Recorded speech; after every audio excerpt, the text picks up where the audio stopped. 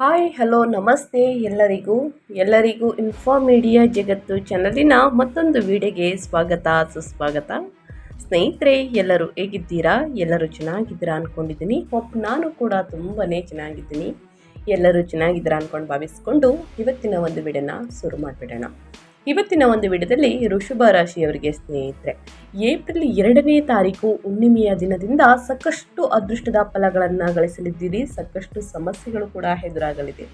ಹಾಗಿದ್ರೆ ಯಾವುದರಲ್ಲಿ ಏನಂತ ಒಟ್ಟಾರೆಯಾಗಿ ತಿಳಿಸ್ಕೊಡ್ತೀನಿ. ವ್ಯಾಪಾರ ವ್ಯವಹಾರದಲ್ಲಿ, ವೃತ್ತಿ ಜೀವನದಲ್ಲಿ, ಉದ್ಯೋಗದಲ್ಲಿ, ಇನ್ನು ನಿಮ್ಮ ಪಾಲುದಾರಿಕೆಯಲ್ಲಿ ಹೂಡಿಕೆಯನ್ನು ಮಾಡ್ಬೋದಾ, ಹೊಸ ಒಪ್ಪಂದವನ್ನು ತೆಗೆದುಕೊಳ್ಬಹುದಾ, ಇನ್ನು ನಿಮ್ಮ ಹೆಲ್ತ್ ಹೇಗಿರಲಿದೆ, ಮಕ್ಕಳ ಭವಿಷ್ಯ, ಇನ್ನು ಮನೆಯಲ್ಲಿ ಶುಭ ಕಾರ್ಯಗಳು ನಡೆಯಲಿದೆಯಾ, ಒಟ್ಟಾರೆಯಾಗಿ ಸ್ನೇಹಿತರೆ ವೃಷಭ ರಾಶಿಯವರಿಗೆ ಏನೆಲ್ಲ ಬದಲಾವಣೆಯನ್ನು ನೋಡಲಿದ್ದೀರಿ, ಯಾವುದರ ಬಗ್ಗೆ ಎಚ್ಚರಿಕೆ ವಹಿಸಬೇಕು, ಏನೆಲ್ಲ ಅದೃಷ್ಟದ ಫಲಗಳನ್ನು ಗಳಿಸಲಿದ್ದೀರಿ ಅಂತ ಒಟ್ಟಾರೆಯಾಗಿ ತಿಳಿಸ್ಕೊಡ್ತಾ ಹೋಗ್ತೀನಿ. ಇದನ್ನೆಲ್ಲ ಕಂಪ್ಲೀಟಾಗಿ ತಿಳ್ಕೋಬೇಕು ಅಂದರೆ ಎಲ್ಲೂ ಕೂಡ ವಿಡಿಯೋನ ಸ್ಕಿಪ್ ಮಾಡಬಾರ್ದು. ಅಂದರೆ ವಿಡಿಯೋನ ಕಟ್ ಮಾಡಿ ಓಡಿಸ್ಕೊಂಡು ನೋಡ್ತೀನಿ ಅಂದರೆ ಫುಲ್ ಇನ್ಫಾರ್ಮೇಷನ್ ಅರ್ಥ ಆಗಲ್ಲ. ಸೊ ಹಾಗಾಗಿ ಎಲ್ಲ ವಿಡಿಯೋದಲ್ಲೂ ತಿಳಿಸ್ತಾ ಇರ್ತೀನಿ. ಮೊದಲಿಂದ ಕೊನೆ ತನಕ ವಿಡಿಯೋನ ವಾಚ್ ಮಾಡಿ. ವಿಡಿಯೋದಲ್ಲಿ ಒಳ್ಳೆಯ ಮಾಹಿತಿ ಸಿಕ್ಕಿದ್ದಲ್ಲಿ ತಪ್ಪದೆ ವಿಡಿಯೋಗೊಂದು ಲೈಕ್ ಕೊಟ್ಟು, ಇನ್ನೂ ನನ್ನ ಚಾನಲ್ನ ಸಬ್ಸ್ಕ್ರೈಬ್ ಮಾಡ್ಕೊಳ್ಳೋದನ್ನೇ ನೋಡ್ತಿದ್ರೆ ಇನ್ಫಾರ್ಮೇಡಿಗೆ ಸಬ್ಸ್ಕ್ರೈಬ್ ಆಗಿ ನಿಮ್ಮ ಅಭಿಪ್ರಾಯಗಳನ್ನು ಕಮೆಂಟ್ ಬಾಕ್ಸಲ್ಲಿ ತಿಳಿಸ್ಬೋದು. ಯಾರೆಲ್ಲ ಸಬ್ಸ್ಕ್ರೈಬ್ ಮಾಡಿಕೊಂಡು ಪ್ರತಿನಿತ್ಯ ವಿಡಿಯೋ ವಾಚ್ ಮಾಡ್ತಿದ್ದೀರಾ ಅಂಥವರಿಗೆ ಥ್ಯಾಂಕ್ ಯು ಸೋ ಮಚ್ ಅಂತ ಹೇಳ್ತಾ ವಿಡಿಯೋದ ಕಡೆ ಗಮನ ಕೊಟ್ಬಿಡೋಣ. ಹೌದು, 2026 ವರ್ಷದ ಚೈತ್ರ ಹುಣ್ಣಿಮೆ ಅಂದರೆ ಸ್ನೇಹಿತರೆ, ಹಬ್ಬವನ್ನು ಏಪ್ರಿಲ್ 2 ಗುರುವಾರ ಆಚರಿಸಲಾಗುತ್ತದೆ. ಹುಣ್ಣಿಮೆಯ ದಿನಾಂಕ ಬುಧವಾರ ಏಪ್ರಿಲ್ 1 ಬೆಳಿಗ್ಗೆ 7:06 ಪ್ರಾರಂಭವಾಗಿ ಇನ್ನು ಏಪ್ರಿಲ್ 2 ಗುರುವಾರ ಬೆಳಿಗ್ಗೆ 7:41 ಕೊನೆಗೊಳ್ಳುತ್ತದೆ. ನಮಗೆ ಆರೋಹಣದ ದಿನಾಂಕದ ಪ್ರಕಾರ ಚೈತ್ರ ಪೂರ್ಣಿಮೆಯನ್ನು ಏಪ್ರಿಲ್ 2 ಎಲ್ಲ ಕಡೆ ಆಚರಿಸಲಾಗುತ್ತದೆ. ಸಾಕಷ್ಟು ಜನರು ಕೇಳ್ತಾ ಇರ್ತೀರಾ, ನಾವು ಹುಣ್ಣಿಮೆ ದಿನ ದಾನ ಧರ್ಮಗಳನ್ನು ಮಾಡೋದಕ್ಕಿಂತ ಇನ್ನು ಬೇರೆ ದಿನ ದಾನ ಧರ್ಮವನ್ನು ಮಾಡಬಹುದಾ, ಇನ್ನು ಪೂಜೆ ಪುನಸ್ಕಾರಗಳನ್ನು ಮಾಡಬಹುದಾ ಅನ್ನೋದನ್ನ ಕೇಳ್ತಾ ಇರ್ತೀರಾ. ಸ್ನೇಹಿತರೆ, ನೀವು ಬೇರೆ ದಿನ ಮಾಡೋದಕ್ಕಿಂತ ಹೆಚ್ಚಾಗಿ ಹುಣ್ಣಿಮೆ ಮತ್ತು ಅಮಾವಾಸ್ಯೆಯಲ್ಲಿ ಯಾವುದೇ ಪರಿಹಾರಗಳನ್ನು ಮಾಡಿದರೆ ಸಾಕಷ್ಟು ಅದೃಷ್ಟವನ್ನು ನೀವೇ ನೋಡಲಿದ್ದೀರಿ. ಸೊ ಹಾಗಾಗಿ ತಪ್ಪದೆ ಹುಣ್ಣಿಮೆಯ ದಿನ ಏನೆಲ್ಲ ಪೂಜೆ ಪುನಸ್ಕಾರಗಳನ್ನು ಮಾಡಬೇಕು, ಇದರ ಮಹತ್ವವೇನು, ಇನ್ನು ವೃಷಭ ರಾಶಿಯವರಿಗೆ ಇವತ್ತಿಂದ ಏನೆಲ್ಲ ಅದೃಷ್ಟದ ಫಲಗಳನ್ನು ಗಳಿಸಲಿದ್ದೀರಿ ಅಂತ ನೋಡೋದಾದರೆ, ಚೈತ್ರ ಪೂರ್ಣಿಮೆಯ ಆಧ್ಯಾತ್ಮಿಕ ಮಹತ್ವದ ಬಗ್ಗೆ ಹೇಳೋದಾದರೆ, ಧಾರ್ಮಿಕ ಗ್ರಂಥಗಳು ಚೈತ್ರ ಮಾಸವನ್ನು ಸೃಷ್ಟಿಯ ಆರಂಭವೆಂದು ವಿವರಿಸುತ್ತದೆ. ಇದು ಭಗವಾನ್ ಬ್ರಹ್ಮನೊಂದಿಗೆ ಸಂಬಂಧವನ್ನು ಹೊಂದಿದೆ ಎಂದು ನಂಬಲಾಗಿದೆ. ಈ ತಿಂಗಳಲ್ಲಿ ಮಾಡುವಂತಹ ಜಪ, ತಪಸ್ಸು, ದಾನ ಮತ್ತು ಪುಣ್ಯ ಕಾರ್ಯಗಳು ಬಹುಮುಖಿ ಪ್ರತಿಫಲಗಳನ್ನು ನೀಡುತ್ತವೆ. ಇನ್ನು ಚೈತ್ರ ಪೂರ್ಣಿಮೆಯಂದು ಹನುಮಂತನನ್ನು ಪೂಜಿಸುವುದು ವಿಶೇಷ ಮಹತ್ವವನ್ನು ಹೊಂದಿದೆ. ಅವರು ಕಲಿಯುಗದ ಜಾಗೃತ ದೇವತೆಯಾಗಿದ್ದು ಅವರು ತಮ್ಮ ಭಕ್ತರ ದುಃಖವನ್ನು ನಿವಾರಿಸುತ್ತಾರೆ ಸ್ನೇಹಿತರೆ, ಮತ್ತು ಅವರಿಗೆ ಧೈರ್ಯ, ಬುದ್ಧಿವಂತಿಕೆ ಮತ್ತು ಶಕ್ತಿಯನ್ನು ಒದಗಿಸುತ್ತಾರೆ ಅಂತಲೇ ಹೇಳಬಹುದು. ಇನ್ನು ವಿಷ್ಣುವನ್ನು ಪೂಜಿಸುವುದು ಕೂಡ ಬಹಳ ಅದೃಷ್ಟವನ್ನು ನೋಡಲಿದ್ದೀರಿ. ಸತ್ಯನಾರಾಯಣ ವ್ರತವನ್ನು ಮಾಡ್ತಾರೆ ಸ್ನೇಹಿತರೆ. ಇನ್ನು ಸತ್ಯನಾರಾಯಣ ವ್ರತ ಕಥೆಯನ್ನು ಪಠಿಸುವುದು ಮತ್ತು ಈ ದಿನದಂದು ಲಕ್ಷ್ಮೀ ದೇವಿಯನ್ನು ಪೂಜಿಸುವುದು ಸಂತೋಷ, ಶಾಂತಿ ಮತ್ತು ಸಮೃದ್ಧಿಯನ್ನು ತರುತ್ತದೆ. ರಾತ್ರಿ ದೀಪ ಹಚ್ಚುವುದರಿಂದಲೂ ಕೂಡ ಸಕಾರಾತ್ಮಕ ಶಕ್ತಿಗಳು ನಾಶವಾಗುತ್ತವೆ ಮತ್ತು ಮನೆಗೆ ಸಕಾರಾತ್ಮಕ ಶಕ್ತಿ ಬರುತ್ತದೆ ಅಂತಲೇ ಹೇಳಬಹುದು. ನಕಾರಾತ್ಮಕ ಶಕ್ತಿಗಳು ನಿಮ್ಮ ಮನೆಯಲ್ಲಿರುವಂತಹ ಕೆಟ್ಟ ದೃಷ್ಟಿ, ಕೆಟ್ಟ ಭಾವನೆಗಳೆಲ್ಲವೂ ನಾಶವಾಗಿ ಸಕಾರಾತ್ಮಕ ಅಂದರೆ ಪಾಸಿಟಿವ್ ವೈಬ್ಸ್ನ ನೋಡಲಿದ್ದೀರಿ ಅಂತಲೇ ಹೇಳಬಹುದು. ಸೊ ಹಾಗಾಗಿ ಸ್ನೇಹಿತರೆ, ಏನೆಲ್ಲ ಪೂಜೆ ಪುನಸ್ಕಾರಗಳನ್ನು ಮಾಡಬೇಕು ಅನ್ನೋದನ್ನ ಒಟ್ಟಾರೆಯಾಗಿ ತಿಳಿಸ್ಕೊಡ್ತಾ ಹೋಗ್ತೀನಿ. ಇವತ್ತಿನ ದಿನ ಅಂತಂದರೆ ಹುಣ್ಣಿಮೆಯ ದಿನ ಏನೆಲ್ಲ ದಾನ ಧರ್ಮಗಳನ್ನು ಮಾಡಬೇಕು ಅನ್ನೋದು ಕೂಡ ತಿಳಿಸ್ಕೊಡ್ತಾ ಹೋಗ್ತೀನಿ. ಜೊತೆಗೆ ವೃಷಭ ರಾಶಿಯವರಿಗೆ ಸ್ನೇಹಿತರೆ, ವ್ಯಾಪಾರ ವ್ಯವಹಾರದಲ್ಲಿ, ಹಣಕಾಸಿನಲ್ಲಿ, ವೃತ್ತಿ ಜೀವನದಲ್ಲಿ, ಉದ್ಯೋಗದಲ್ಲಿ ಏನೆಲ್ಲ ಬದಲಾವಣೆಯನ್ನು ಗ್ರಹಗಳು ಸೂಚಿಸಲಿದೆ, ಯಾವುದರ ಬಗ್ಗೆ ಕಂಪ್ಲೀಟಾಗಿ ಎಚ್ಚರಿಕೆ ವಹಿಸಬೇಕು ಅನ್ನೋದನ್ನ ತಿಳ್ಕೋಬೇಕು ಅಂದರೆ ಎಲ್ಲೂ ಕೂಡ ವಿಡಿಯೋನ ಸ್ಕಿಪ್ ಮಾಡ್ದೇ ಮೊದಲಿಂದ ಕೊನೆ ತನಕ ವಿಡಿಯೋನ ವಾಚ್ ಮಾಡಿ. ವಿಡಿಯೋದಲ್ಲಿ ಒಳ್ಳೆಯ ಮಾಹಿತಿ ಸಿಕ್ಕಿದ್ದಲ್ಲಿ ಸ್ನೇಹಿತರೆ ವಿಡಿಯೋಗೆ ಲೈಕ್ ಕೊಟ್ಟು, ಈ ಅದೃಷ್ಟ ರಾಶಿ ನಿಮ್ಮ ಕುಟುಂಬದಲ್ಲಿ, ನಿಮ್ಮ ಸ್ನೇಹಿತರಲ್ಲಿ ಅಥವಾ ನಿಮ್ಮ ಹಿತೈಷಿಗಳು ಯಾರೇ ಇದ್ದರೂ ಕೂಡ ಅವರಿಗೆ ವಿಡಿಯೋವನ್ನು ಶೇರ್ ಮಾಡಿ. ಯಾಕಂದರೆ ನಿಮ್ಮ ಕಡೆಯಿಂದ ಅವರ ಅದೃಷ್ಟ ಭವಿಷ್ಯವನ್ನು ಅವರು ಕೂಡ ತಿಳ್ಕೊಂಡಂಗಾಗುತ್ತೆ. ಓಕೆ, ವೃಷಭ ರಾಶಿಯವರಿಗೆ ಏಪ್ರಿಲ್ 2 ಏನೆಲ್ಲ ಬದಲಾವಣೆಯನ್ನು ಗ್ರಹಗಳು ಸೂಚಿಸಲಿದೆ ಅನ್ನೋದನ್ನ ಒಟ್ಟಾರೆಯಾಗಿ ತಿಳಿಸೋದಾದರೆ, ವೃಷಭ ರಾಶಿಯವರಿಗೆ ಆರ್ಥಿಕ ಯಶಸ್ಸಿನ ಉತ್ತುಂಗ ಮತ್ತು ವೃತ್ತಿ ಜೀವನದ ಒತ್ತಡ ಅಂತಲೇ ಹೇಳಬಹುದು. ಏಪ್ರಿಲ್ 2026 ಈ ತಿಂಗಳಿನಲ್ಲಿ ವೃಷಭ ರಾಶಿಯವರಿಗೆ ಗಮನಾರ್ಹ ಆರ್ಥಿಕ ಬೆಳವಣಿಗೆಯ ತಿಂಗಳು ಅಂತಲೇ ಹೇಳಬಹುದು. ನಿಮ್ಮ ರಾಶಿಯ ಅಧಿಪತಿಯಾಗಿರುವಂತಹ ಶುಕ್ರನು ಸ್ನೇಹಿತರೆ ಏಪ್ರಿಲ್ 2ರಂದು ಅಂದರೆ ಹುಣ್ಣಿಮೆಯ ದಿನ ನಿಮ್ಮ 11ನೇ ಮನೆಯಲ್ಲಿ ಲಾಭದ ಸ್ಥಾನದಲ್ಲಿ ಉಚ್ಚ ಸ್ಥಾನಕ್ಕೆ ಪ್ರವೇಶಿಸುತ್ತಾರೆ. ಇದು ಅತ್ಯಂತ ಲಾಭದಾಯಕ ಸಂಯೋಜನೆಯಾಗಿದೆ ಅಂತಲೇ ಹೇಳಬಹುದು. ಸ್ನೇಹಿತರು, ನೆಟ್ವರ್ಕಿಂಗ್ ಮತ್ತು ಹಿರಿಯ ಒಡ ಹುಟ್ಟಿದವರಿಂದ ಅಪಾರ ಬೆಂಬಲ ಮತ್ತು ಲಾಭ ಸಿಗಲಿದೆ ವೃಷಭ ರಾಶಿಯವರಿಗೆ. ಆದರೆ ನಿಮ್ಮ ವೃತ್ತಿ ಜೀವನವು ಒಂದು ಹೋರಾಟದ ಕಣದಂತಿರುತ್ತದೆ. ಯಾಕಂದರೆ ಸ್ನೇಹಿತರೆ ಸಾಕಷ್ಟು ವೃತ್ತಿ ಜೀವನದಲ್ಲಿ ಸಾಕಷ್ಟು ಬದಲಾವಣೆಗಳೇ ಇಲ್ಲ ಅಂತಲೇ ಹೇಳ್ಬೋದು. ಒಂದು ಹೋರಾಟದ ಕಣದಂತಿರುತ್ತದೆ. ಮತ್ತು ನಿಮ್ಮ 10ನೇ ಮನೆಯಲ್ಲಿರುವಂತಹ ಕುಂಭಸ್ಥಾನದಲ್ಲಿ ಅಂದರೆ ಕುಂಭರಾಶಿಯಲ್ಲಿ ಮಂಗಳ ಮತ್ತು ರಾಹುವಿನ ಸಂಯೋಜಿತವಾಗಿರುವುದರಿಂದ ಕೆಲಸದ ಒತ್ತಡ ತೀವ್ರವಾಗಿರುತ್ತದೆ ಸ್ನೇಹಿತರೆ. ಅತಿಯಾದ ಒತ್ತಡವನ್ನು ತೆಗೆದುಕೊಳ್ಬೇಡಿ. ಇದರಿಂದ ನಿಮ್ಮ ಆರೋಗ್ಯದಲ್ಲಿ ಸಾಕಷ್ಟು ಬದಲಾವಣೆಯನ್ನು ನೋಡಬೇಕಾಗುತ್ತದೆ. ನೀವು ಗುರಿಗಳನ್ನು ಸಾಧಿಸಲು ಹೆಚ್ಚಿನ ಶಕ್ತಿಯನ್ನು ಹೊಂದಿರುತ್ತೀರಿ. ಆದರೆ ಸಹೋದ್ಯೋಗಿಗಳೊಂದಿಗೆ ಆದಷ್ಟು ತಾಳ್ಮೆ ಕಡಿಮೆ ಇರಬಹುದು.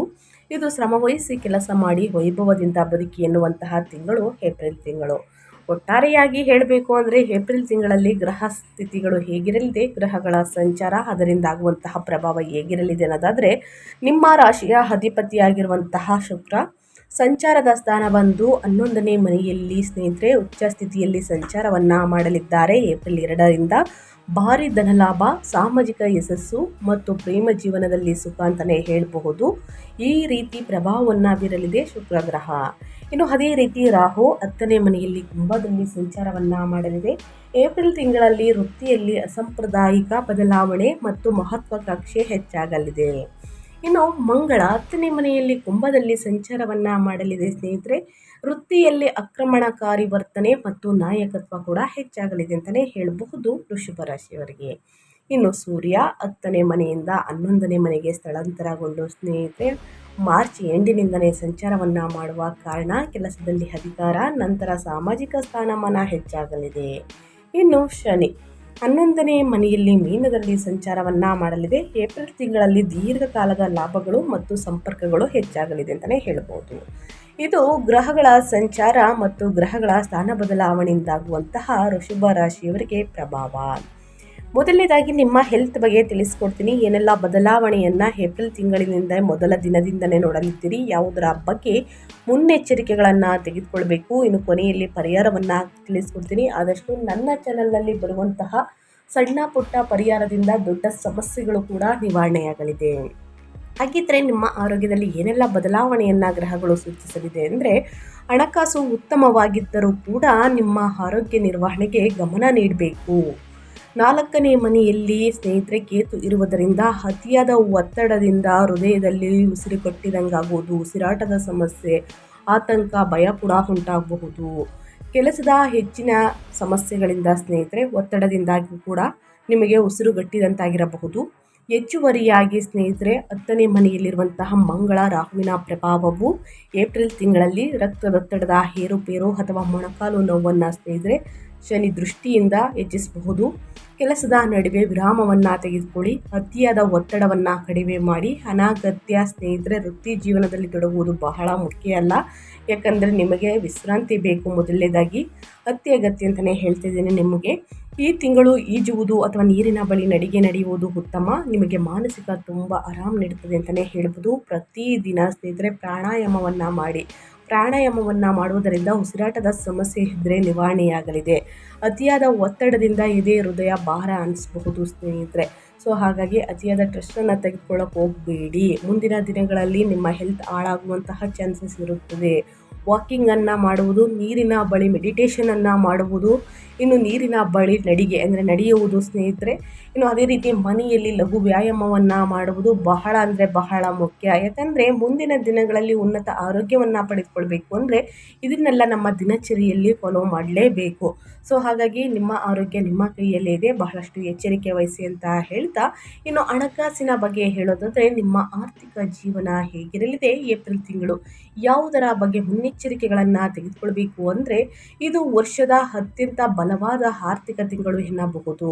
ಹುಣ್ಣಿಮೆಯ ದಿನದಿಂದ ನಿಮ್ಮ ರಾಶಿಯ ಅಧಿಪತಿ ಸ್ನೇಹಿತರೆ ಶುಕ್ರನು ಉಚ್ಚನಾಗಿ ಏಪ್ರಿಲ್ 2ರಂದು ಸ್ನೇಹಿತರೆ ಲಾಭದ ಸ್ಥಾನದಲ್ಲಿ ಇದ್ದು, ಇದು ಯೋಗಕಾರಕ ಶನಿಯು ಅಲ್ಲಿಯೇ ಇರುವುದರಿಂದ ಹಣವು ವಿವಿಧ ಮೂಲಗಳಿಂದ ಹರಿದು ಬರುತ್ತದೆ.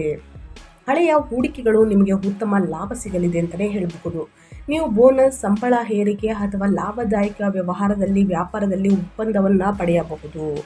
ನೆಟ್ವರ್ಕಿಂಗ್ ಪಾರ್ಟಿಗಳು ಅಥವಾ ಸಾಮಾಜಿಕ ಕೂಟಗಳು ನೇರ ಆರ್ಥಿಕ ಪ್ರಯೋಜನಗಳಿಗೆ ಕಾರಣವಾಗಬಹುದು.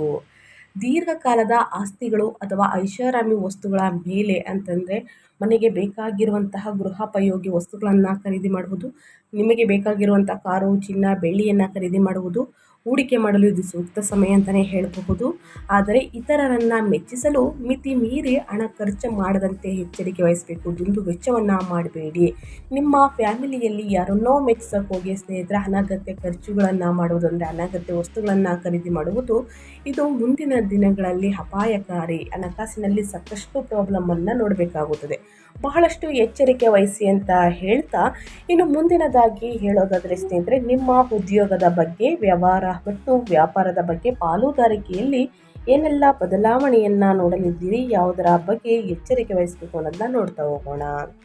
ವೃತ್ತಿ ಜೀವನದ ಕ್ಷೇತ್ರವು ಚಟುವಟಿಕೆಗಳಿಂದ ತುಂಬಿರುತ್ತದೆ. 10ನೇ ಮನೆಯಲ್ಲಿ ಮಂಗಳ ಮತ್ತು ರಾಹು ಸಂಯೋಜನೆಯು ನಿಮ್ಮ ವೃತ್ತಿಪರ ಗುರಿಗಳ ಬಗ್ಗೆ ತೀವ್ರವಾದ ಹಠವನ್ನು ಸೃಷ್ಟಿಸುತ್ತದೆ. ನೀವು ಅತ್ಯಂತ ಮಹತ್ವಾಕಾಂಕ್ಷಿಗಳಾಗಿರುತ್ತೀರಿ ಮತ್ತು ನಿಮ್ಮ ಸಹೋದ್ಯೋಗಿಗಳನ್ನು ಆಶ್ಚರ್ಯಗೊಳಿಸುವಂತಹ ಸಾಹಸಗಳನ್ನು ಮಾಡಬಹುದು. ತಂತ್ರಜ್ಞಾನ, ಎಂಜಿನಿಯರಿಂಗ್ ಅಥವಾ ವಿಮಾನಯಾನ ಕ್ಷೇತ್ರದಲ್ಲಿ ಇರುವವರಿಗೆ ಇದು ಅತ್ಯುತ್ತಮ ಸಮಯ ಅಂತಲೇ ಹೇಳ್ಬೋದು. ಯಾಕಂದರೆ ಏಪ್ರಿಲ್ ತಿಂಗಳಲ್ಲಿ ಸ್ನೇಹಿತರೆ ಅಂಗಾರಕ ಯೋಗ ಅಂದರೆ ಮಂಗಳ ಮತ್ತು ರಾಹುವಿನ ಸಂಯೋಜನೆಯು ಮೇಲಾಧಿಕಾರಿಗಳೊಂದಿಗೆ ಸಂಘರ್ಷಕ್ಕೆ ಕಾರಣವಾಗಬಹುದು. ಸಿಸ್ಟಮ್ ವಿರುದ್ಧ ಹೋರಾಡುವ ಬದಲು ಸ್ನೇಹಿತರೆ ಕಠಿಣ ಕಾರ್ಯಗಳನ್ನು ಪೂರ್ಣಗೊಳಿಸಲು ಈ ಶಕ್ತಿಯನ್ನು ಬಳಸುವುದು ಉತ್ತಮ.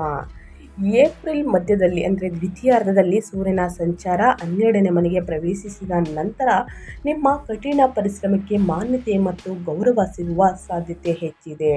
ಒಟ್ಟಾರೆಯಾಗಿ ಹೇಳಬೇಕು ಅಂತಂದರೆ ಸ್ನೇಹಿತರೆ, ಯಾವುದೇ ಪಾಲುದಾರಿಕೆ ಸಹಿಯನ್ನು ಹಾಕಬೇಕು ಅಂತಂದರೆ ಸಲಹೆಯನ್ನು ತೆಗೆದುಕೊಳ್ಳಿ. ಹಿರಿಯರ ಸಲಹೆಯನ್ನು ತೆಗೆದುಕೊಳ್ಳಿ ಅಥವಾ ಅನುಭವ ಇರುವಂತಹ ವ್ಯಕ್ತಿಗಳ ಸಲಹೆಯನ್ನು ತೆಗೆದುಕೊಳ್ಳುವುದು ಬಹಳ ಮುಖ್ಯ.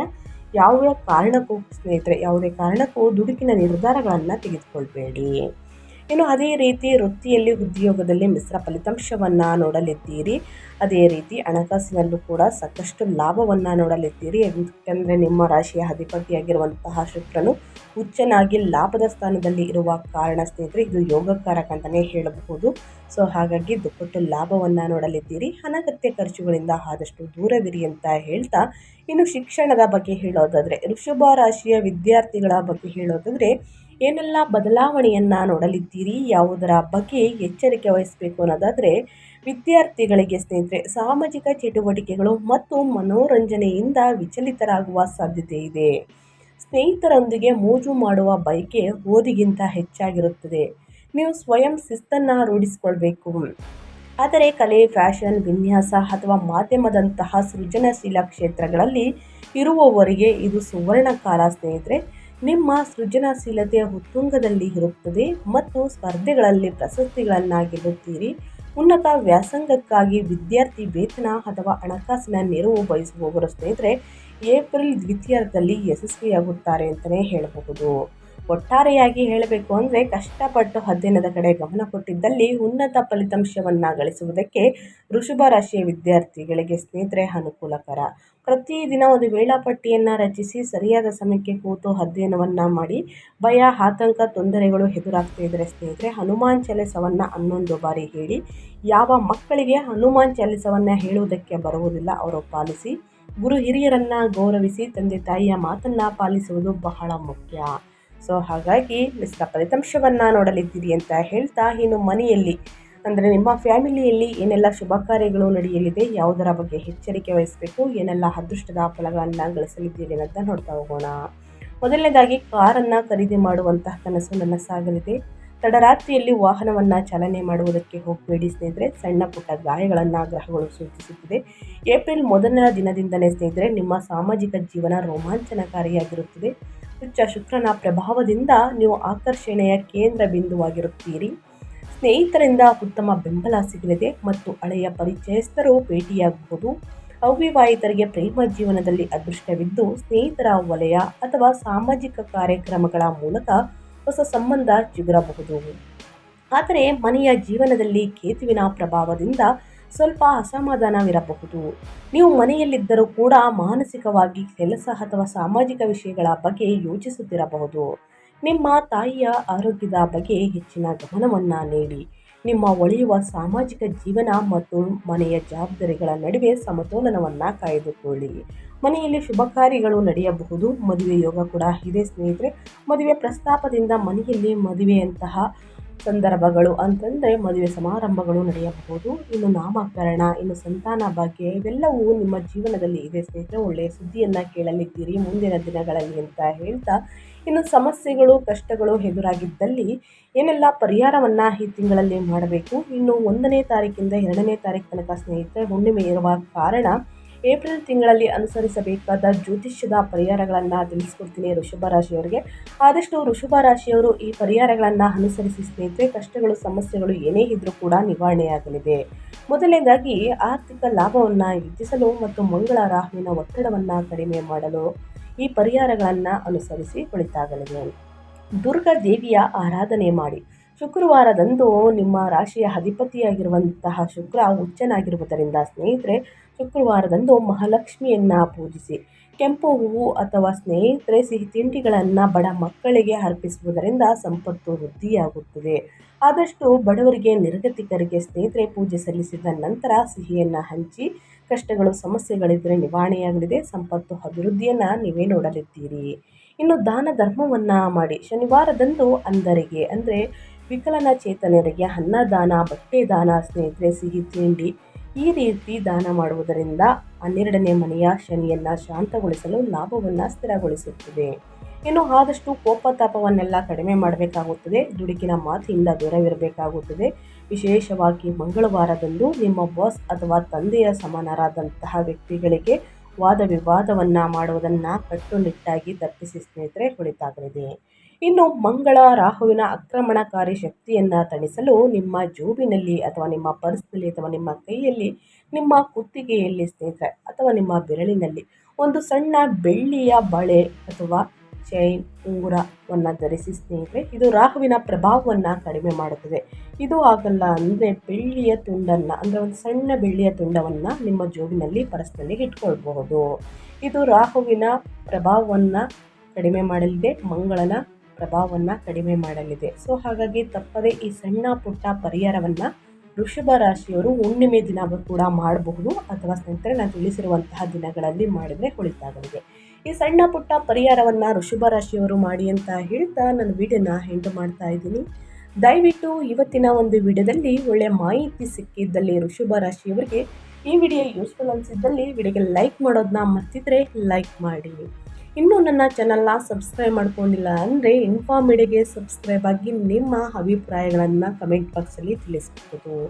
ಓಂ ನಮಃ ಶಿವಾಯ ಅಂತ ಕಮೆಂಟ್ ಮಾಡಿ. ಶಿವನ ಅನುಗ್ರಹದಿಂದ ನಿಮ್ಮ ಜೀವನದಲ್ಲಿರುವಂತಹ ಕಷ್ಟಗಳು, ಸಮಸ್ಯೆಗಳು, ಅಡಚಣೆಗಳು ಏನೇ ಇದ್ರೂ ಕೂಡ ಸಂಪೂರ್ಣವಾಗಿ ನಿವಾರಣೆಯಾಗಲಿ ಅಂತ ಹೇಳ್ತಾ ಮತ್ತೊಂದು ವಿಡಿಯೋ ಜೊತೆ ಮತ್ತೊಂದು ಹೊಸ ಭವಿಷ್ಯದಲ್ಲಿ ಹೊಸ ಅಪ್ಡೇಟಲ್ಲಿ ಸಿಗ್ತೀನಿ. Thank you for watching.